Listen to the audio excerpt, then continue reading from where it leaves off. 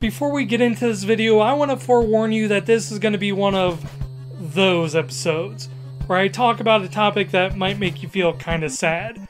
While hopefully ends on a positive note for some, talking about games that might be lost to time is never an easy thing to discuss. So, in order to start things off in a good mood, how about an appropriately themed joke? Simon Belmont walks into a bar looking exhausted.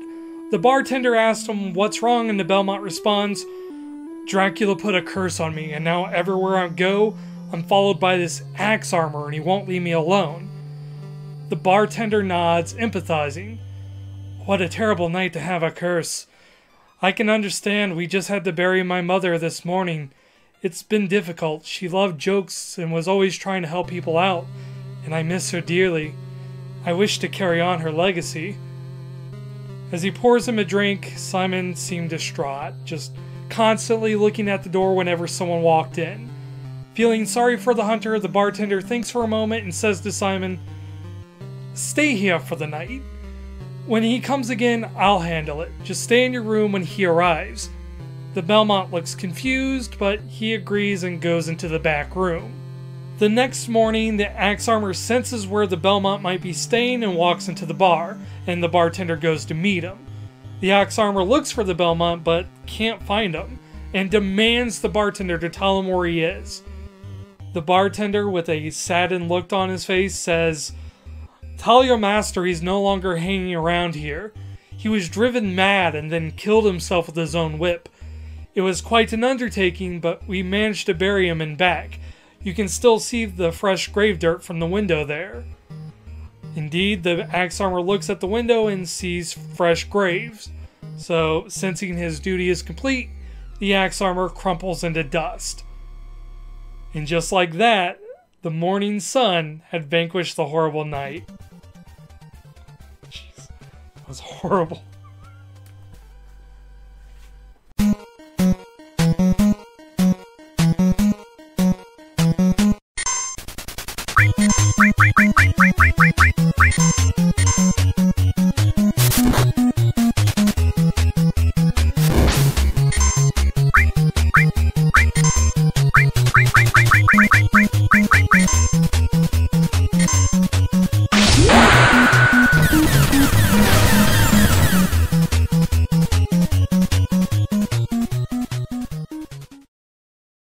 Game preservation. For many, the phrase is synonymous with the right and legality of emulation. As the distance from a game's initial launch period increases, the opportunities to play it becomes less and less. As physical copies become rarer, the only way to purchase it is by scalpers, leaving it well out of the range for many. Even then, data degradation will eventually end up claiming many games, leaving disc, maybe even some cartridges, unplayable. It never becomes a major worry because emulation exists, and emulation will probably never go away, despite recent attempts. However, there is a bigger threat to game preservation than just Nintendo taking down ROM sites. I mean, all it really did was cause preservationists to download every game, whether they needed it or not. The biggest threat to game preservation are the games that currently don't have emulation or ROMs. You might remember a game called Scott Pilgrim vs. the World, the game. It was a beat-em-up that was sort of a throwback to River City Ransom. It was an absolutely beautiful game, featuring great animation, some amazingly styled pixel art, and a great chiptune soundtrack. You can't play Scott Pilgrim vs. the World, the game anymore. Well, not easily anyway. The license for Scott Pilgrim ran out on December 30th, 2014, and it was taken off the Xbox Live Marketplace and the PlayStation Store. This game, one that hundreds of people spent their lives working on making it the best they could, most likely won't ever be able to be played again. Scott Pilgrim isn't the only one. PT and Alan Wake also suffered similar fates. Yet there is a threat to game preservation that no one really talks about. One that isn't the fault of a greedy or overprotective corporation or expired licenses. Destroying games well before data rot can occur. It can happen months after its release. Most might not even notice it. The game very well might be able to be bought on store shelves. Yet the players might not ever know they're playing a shell of the game whose experience it was able to give is long past. And there is very little we can actually do about it. It is the inevitable fate for many games.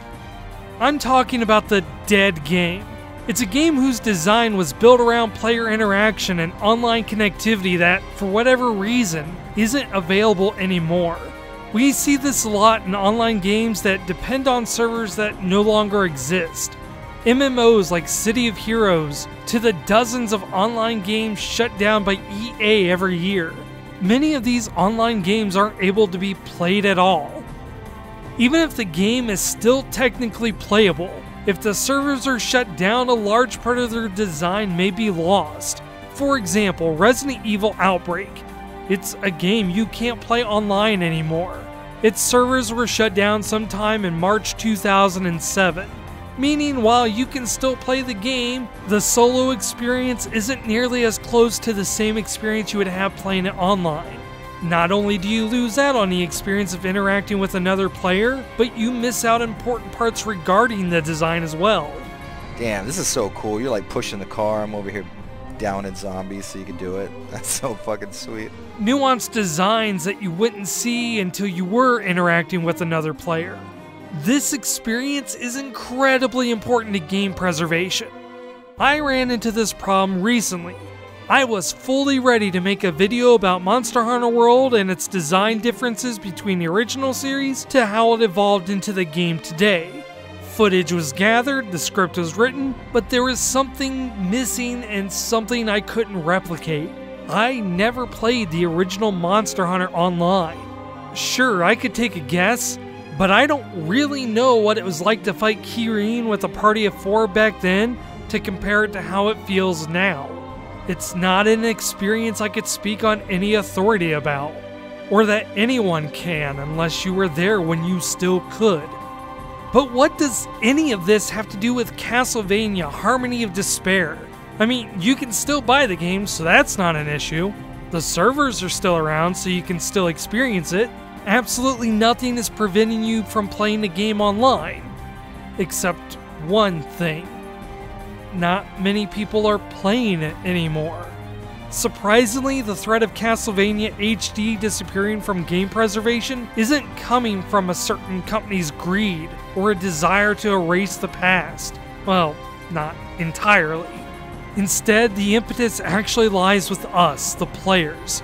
It might be our fault that this game disappears, and the worst part is, there might be very little that can be done about it. This is Design Documentaries, an in-depth look at a game's history, legacy, and design. And today, we're taking a look at Castlevania Harmony of Despair. It's a digital game. I don't exactly have anything to show you here. That's kind of the problem, really. Castlevania doesn't really need an introduction. It's one of the longest running and most storied franchises in gaming, right next to Mario, Mega Man, and Final Fantasy. Talking about the series' history and legacy would require its own video, and I already got a lot to tackle with this one, so we're just going to give you a brief history lesson. Castlevania started with the original release of Akuma Joe Dracula in September 1986 for the Nintendo Famicom. It was a supremely successful series, spawning sequels on the Sega Genesis and the Super Nintendo. These 2D side-scrolling action platformers are now affectionately referred to as the Classicvania. It wasn't until series designer and producer Koji Igarashi joined the development team that it would become the popular Metroidvania series as we know it. This started with Symphony of the Night on the PlayStation, and would continue on the Nintendo handhelds. Meanwhile, on the console, the series had moved to 3D for a bit with Castlevania 64 to the PlayStation 2's Curse of Darkness during their Awkwardvania phase. However, the 3D games would eventually find success with the Godavania series with the Kojima-produced Lords of Shadow. However, after the inner turmoil with the developer, this series would ultimately end with the Pachinko Screw the Fansvania, featuring all the erotic violence you wanted in the series. And of course, Castlevania had plenty of spin-offs as well. There was the amazing Kid Dracula series, Castlevania-themed puzzle games, kart racing games, and a fairly infamous fighting game as well. However, one of the most popular spin-offs and the topic of this video was Castlevania Harmony of Despair, not to be confused with the other Castlevania HD, Harmony of Dissonance. Originally released on the Xbox 360 during its 2010 Summer of Arcade, alongside amazing games like Limbo and Lara Croft the Guardian of Light, it would be the last game in the series that Koji Igarashi, aka Iga, would be involved with before his departure at Igarashi Productions. Though Igarashi didn't create the Castlevania series, and in fact thanks to Japanese credits using pseudonyms, we're not quite sure who did, Iga would end up being more like the adopted father of the franchise. Having taken over the reins during Symphony of the Night, Igarashi has been credited for moving the series to the 2D non-linear exploration RPG genre known as the Metroidvania. It is worth noting though that Symphony of the Night would be the only Metroidvania-style Castlevania that would appear on consoles. Sequels like Aria of Sorrow or Portrait of Ruin would only appear on handhelds. Consoles would get games like Lament of Innocence, which never played, reviewed, or sold particularly well. Even though I kinda unironically like Castlevania Legacy of Darkness, but don't tell anyone that. This would make Castlevania HD particularly interesting, because while there have been a few remakes and ports, this was the first original Castlevania game that had seen a launch in 5 years, predating the launch of Lords of Shadow by a few months. The game was announced at E3 2010 at what was probably one of the most awkward press conferences in history. Hi.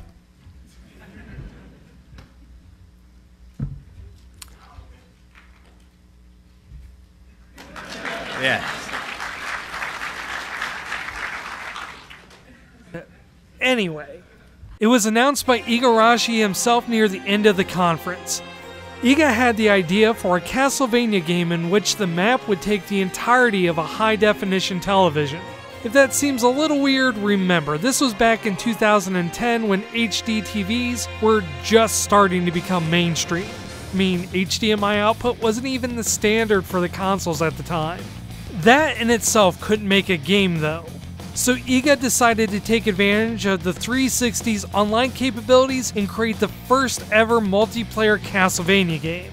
It had taken the elements of a Metroidvania style that Iga was known for, and I mean that literally. A good portion of the pixel art was used in the DS games, but it wasn't exactly your standard Metroidvania. The idea was that players would go through levels and fight monsters similar to how you would in your typical Castlevania. But instead of exploring huge maps and fighting bosses until you got to Dracula, you would explore huge maps and fight bosses until you got to Wait a minute.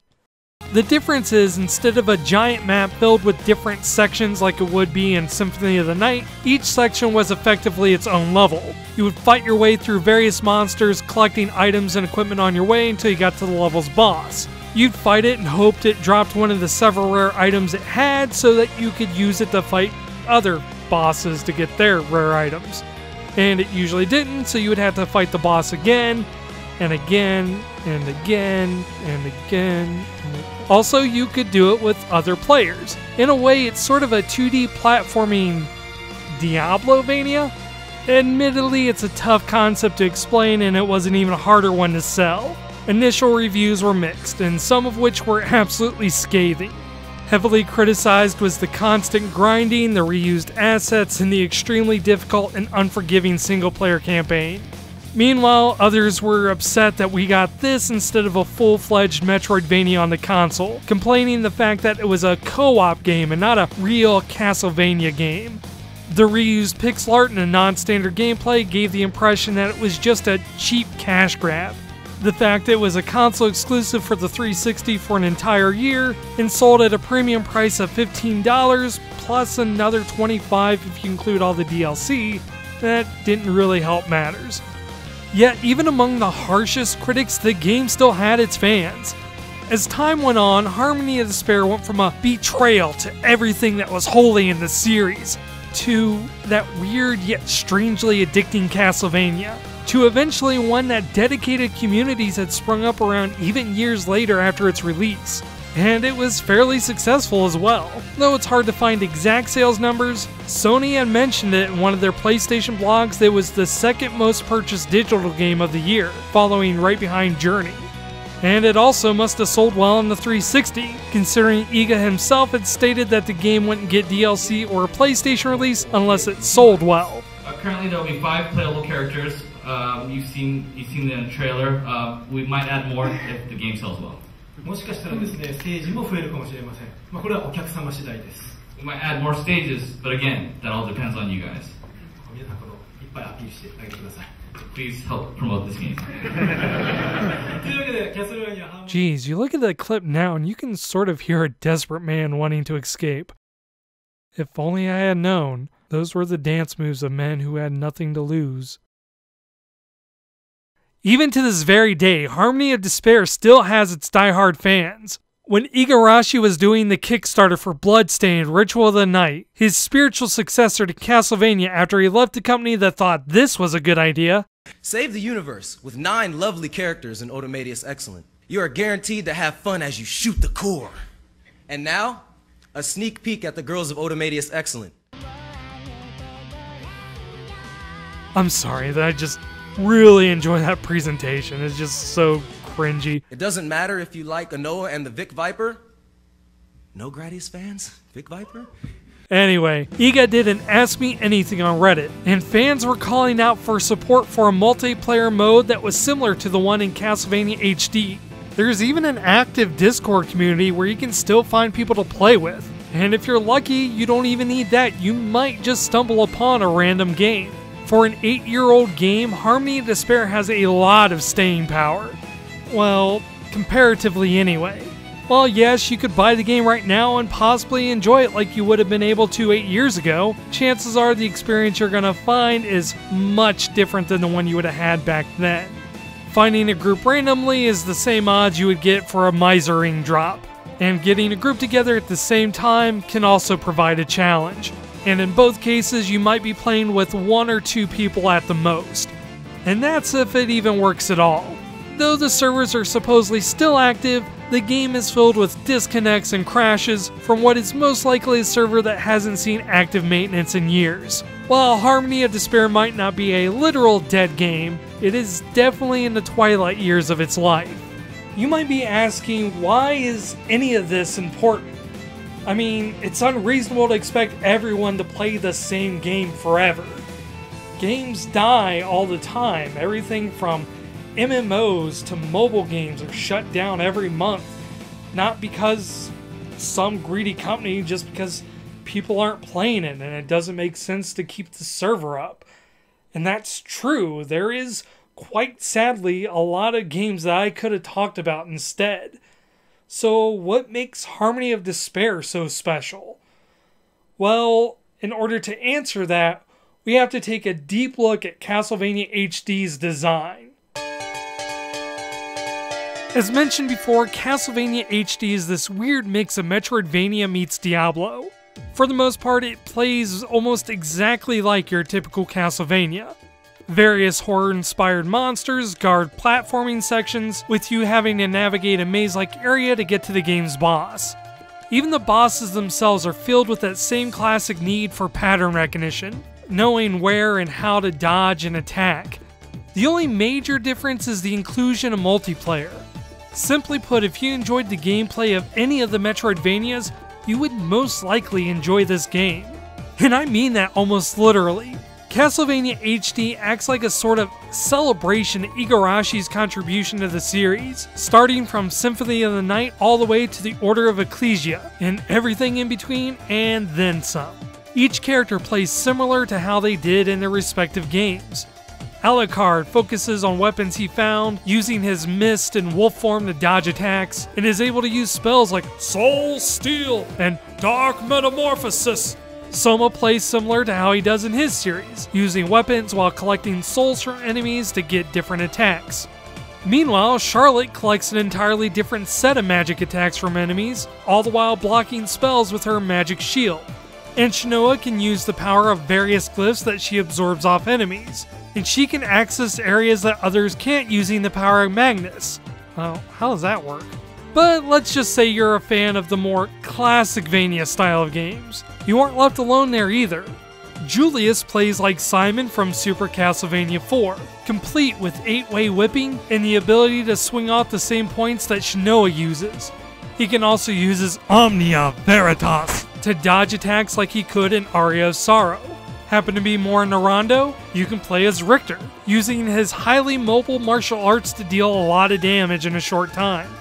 Jonathan Morris from Portrait of Ruin uses the Vampire Killer as well, but focuses more on his variety of sub-weapons. And if that still seems like it's too much for you, you can go with Simon Belmont in all his 8-bit glory, who ends up being the most simple yet the most powerful whippersnapper in the game. Not every game has representation. There's a distinct lack of Harmony Dissonance Juste Belmont, no Eric Lecard or Simon Barremont from Bloodlines, and no nods to the non-canonical games like Circle of the Moon, or even the IGA-developed 3D games. But we do get Getsu Fuma, the first time the character has ever been outside of Japan. It isn't just the characters either. The levels are also callbacks to the series. The chapter, Lord of Unseen Strings, being an amalgamation of different areas from Dawn of Sorrow, and Chapter 4's Esquisse of Violence from Portrait of Ruin. The DLC chapters 8 and 9 are both similar to entire sections of Symphony of the Night, and Chapter 10's Origins is the entirety of the original Castlevania made into a level. Each chapter features a completely remixed song from the respective games that, as far as I can tell, was composed just for this game. And I have to admit, Harmony of Despair's soundtrack is absolutely amazing.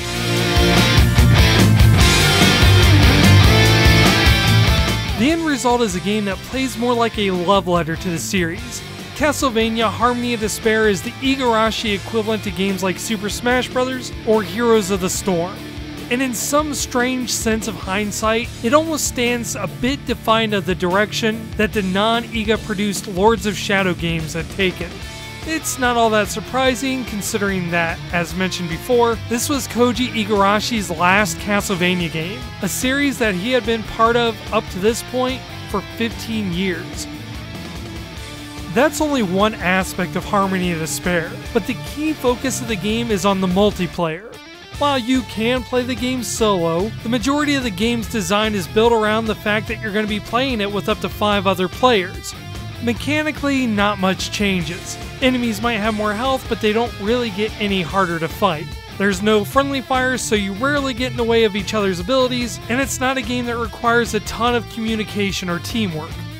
With another player, you do gain access to the dual crushes, similar to those found in Portrait of Ruin, with each character having its own special dual crush. You also get access to the Water of Life, which allows players to revive others, meaning the game is no longer a one-death-fail affair. The biggest difference between playing solo and multiplayer isn't combat, but rather level navigation. Simply put, having other players makes your fight heading up to the boss far more interesting. Each level was designed with this expectation that you'll be playing with multiple people, and it changes the game in a way that you never really experienced a Castlevania before. Just having one other player opens up a variety of options available on a single map.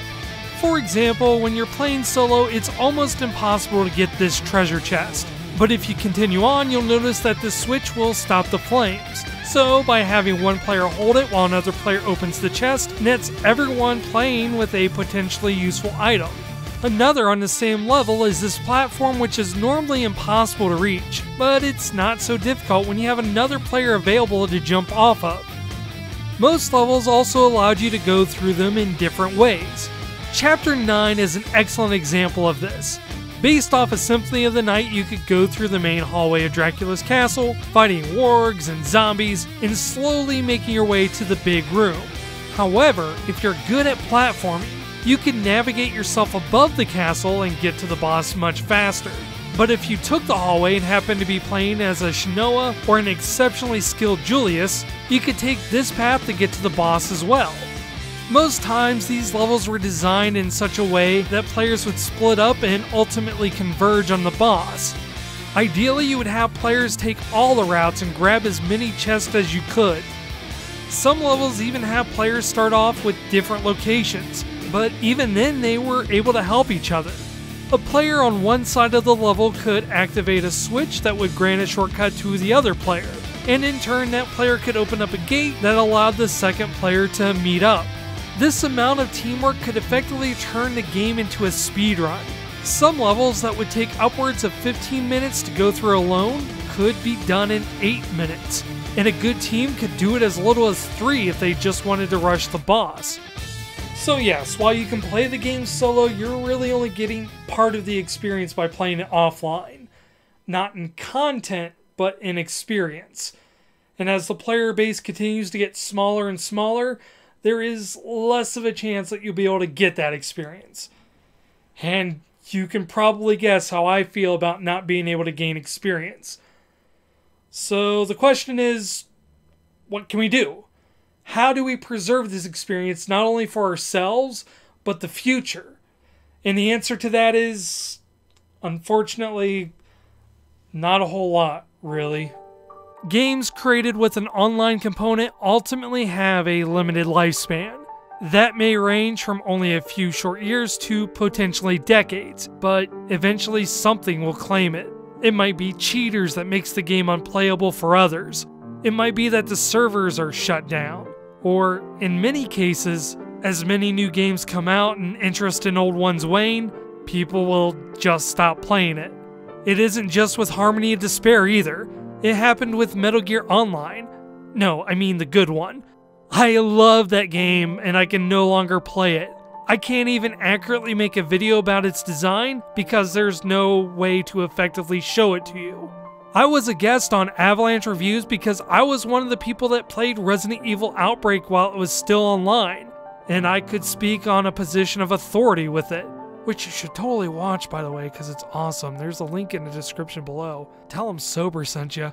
And eventually other games I love and play now will fall into the same fate. I have to spend every day knowing that someday, all that might be left of Final Fantasy XI are my memories.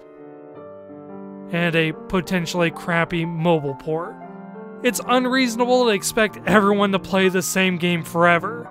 If people watch this video, go play it and have the experience for themselves, that's great, and if you have that opportunity now, you should totally do that. But that still has the same issue. Even if Castlevania HD was ported over to the Switch or Steam, it would be amazing to see the game get new life again and give more people the chance to play it. But even then, that would only delay the inevitable. And you really can't make the game independent of it either. A big part of the game's design is the sections where it facilitates teamwork. Certainly, Harmony of Despair could have been designed not to focus on the online component, but instead design the game around the single player with the multiplayer functionality. But at that point, it would have been an entirely different experience. It might not have been a bad experience, but what makes Castlevania HD so interesting is the fact that it is different. And as far as I can tell, in the past 8 years, there hasn't been a game like it. Castlevania Harmony of Despair might be the first and only game of its kind. That's not just important for the game itself, but also for the entire legacy of Castlevania. Remember, this game is effectively the final game in a long legacy dating back over 30 years ago. It was a celebration and a love letter to the series, Iga's final goodbye, and a testament to his contribution, but also the one that's most likely gonna be forgotten. At some point the servers may shut down, it might be removed from the PlayStation Store, and you might not even be able to play it. While you could still play copies of Symphony of the Night via emulation, unless something happens with digital downloads in the future, a generation from now, people might not be able to experience Harmony of Despair.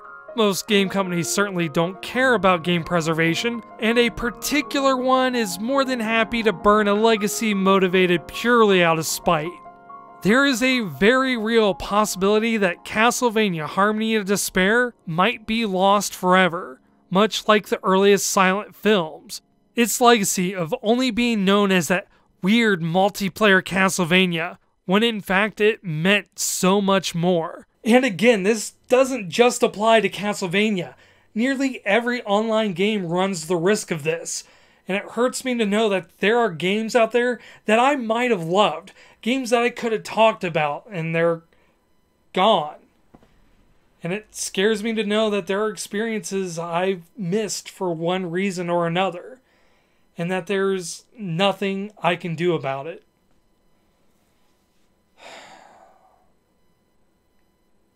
Or is there?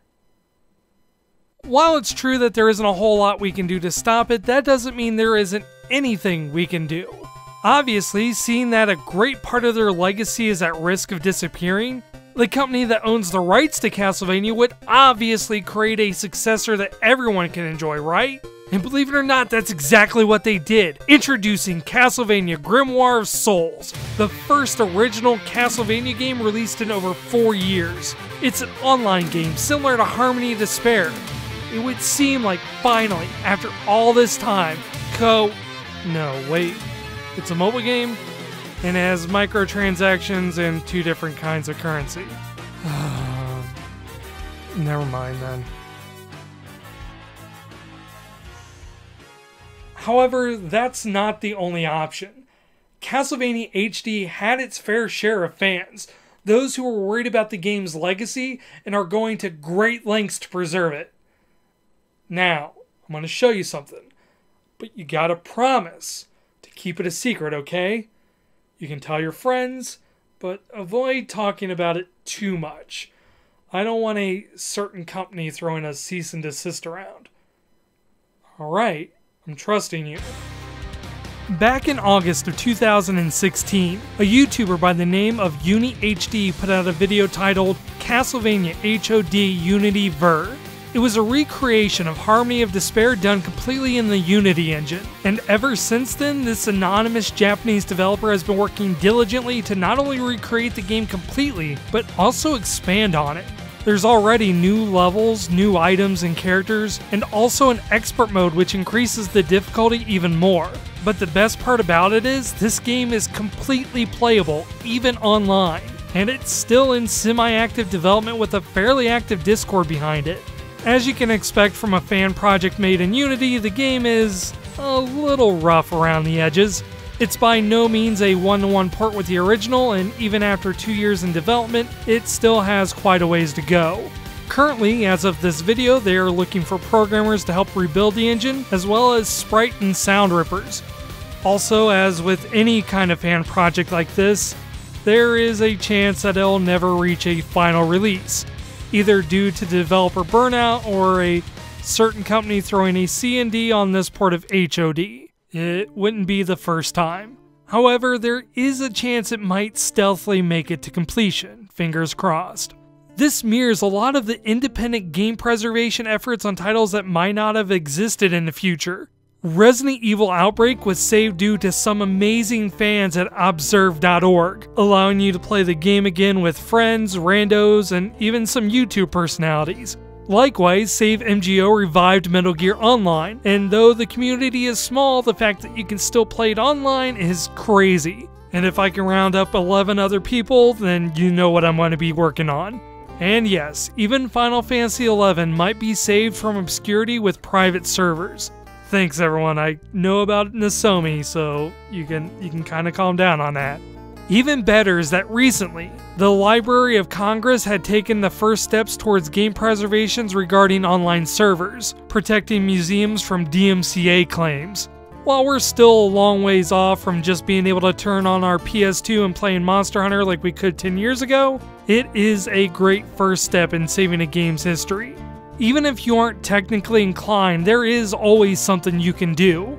If there's anything out there that you feel is in danger of being forgotten or dying, don't let them go silently into the night. If you're passionate about it, spread the word, share its music, make fan art, talk about how much you love it. Start a YouTube channel and make a video and talk about it under the guise of a documentary.